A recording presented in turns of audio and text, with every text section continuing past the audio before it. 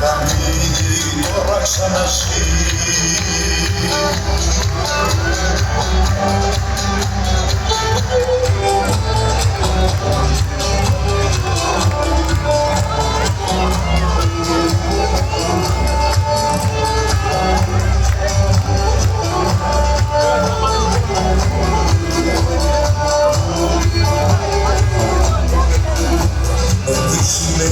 Είμαστε στους δρόμους για να περάσει του νότου η στραβιά, με τα λάνη και τους παρανόμους, με άσπρα και με μαύρα τα πανιά.